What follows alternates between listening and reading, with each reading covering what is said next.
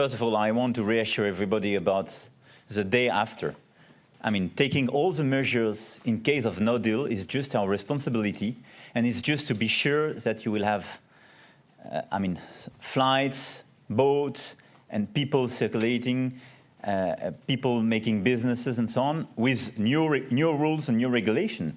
But it's precisely the only way to have a day after with a new regulation. So I don't want to create panic, and I think it's it's not the right way to proceed to say, oh, you are taking a no-deal regulation, so everything will be stopped. No, I'm sorry, I'm not the one who voted for Brexit. So Brexit has consequences.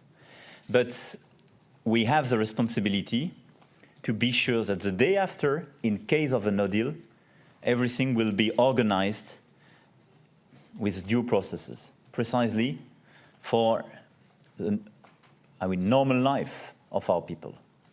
So I want to reassure everybody on that, but this is our duty to work in that direction.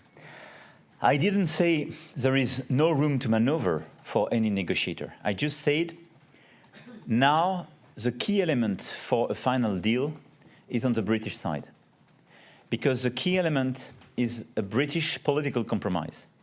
I think the negotiators basically identified all the different potential scenarios from a technical point of view. So we confirmed and reaffirmed the mandate of Michel Barnier to finalize this negotiation, and we reaffirmed the guidelines of March 18 for this negotiation. That's it. But he will still negotiate till a final agreement, I hope, or till no deal, in case of.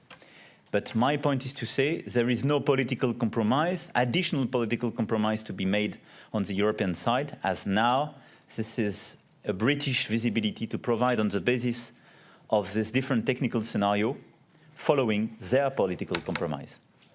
As for the visa, I want to be very clear, we will not stop visa for UK people in case of no deal. It's a fake news, as some of the leaders would say.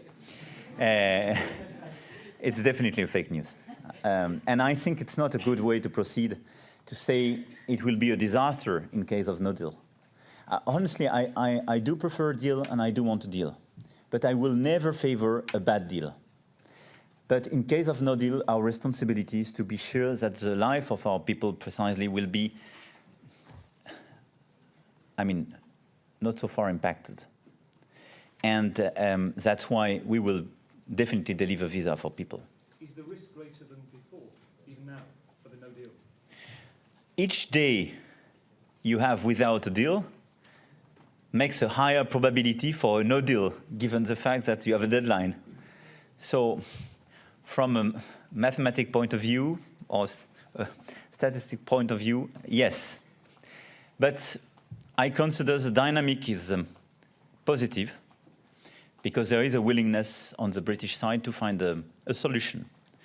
But I think we were very clear yesterday about the fact that everybody wants to find a solution, but now this is Prime Minister May to propose a solution, but we will not compromise on the key elements of the mandate we proposed and we gave to Michel Barnier. This is, for me, the key element. So I'm not the one to make this negotiation, but I do think that the interest of Prime Minister May and the UK is to find a good compromise. So I hope that they will move in the coming days and weeks to find a final agreement.